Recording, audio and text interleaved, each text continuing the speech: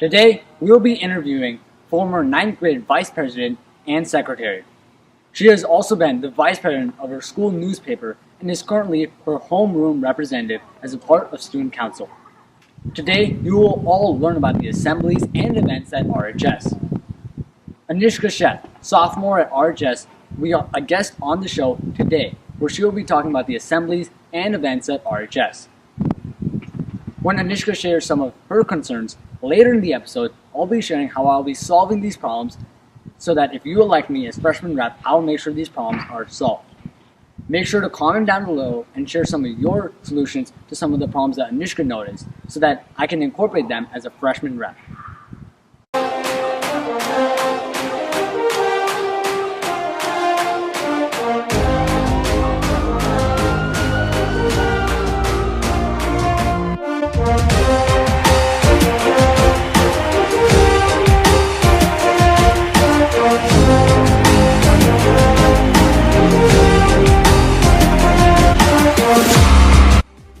Alright, Anishka, thanks for joining us on the show.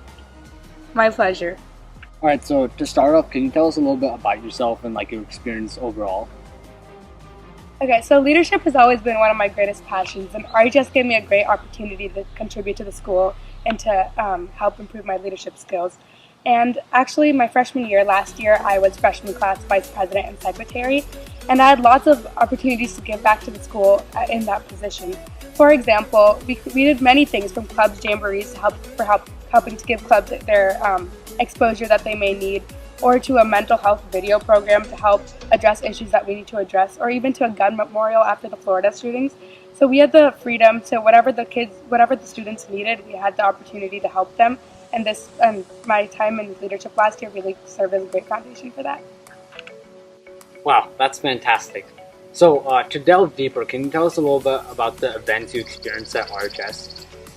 Yeah, for sure. So we have a bunch of different types of events, from assemblies to other out-of-school or in-school events. So our events range from serious to more fun. We have a lot of spirit events, such as sporting games you can attend. We have a kickoff dance after the first football game. We have, for our homecoming assembly, we have homecoming, then we have a homecoming assembly and a homecoming parade, where we have all these different types of portions.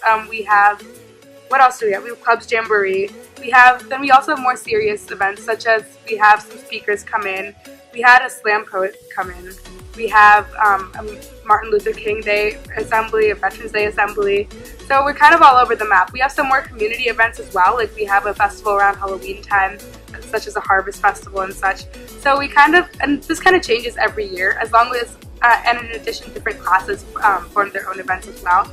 So we try to adapt to what the students want and need, and the community wants and needs during each year.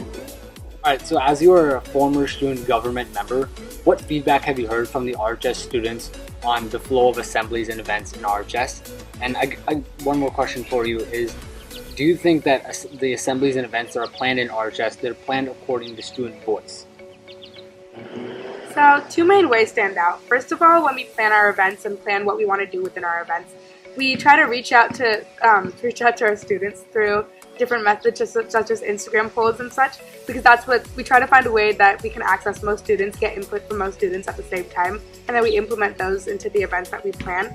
And the other way is during assemblies, we have lots of games, we have lip sync battles, we have lots of events for kids to get involved and kids to get up in the center and get involved in our events. Alright, last question for you here, Anishka. So, in the future, what gap or a void do you think still needs to be filled in terms of student engagement, environment, and overall voice?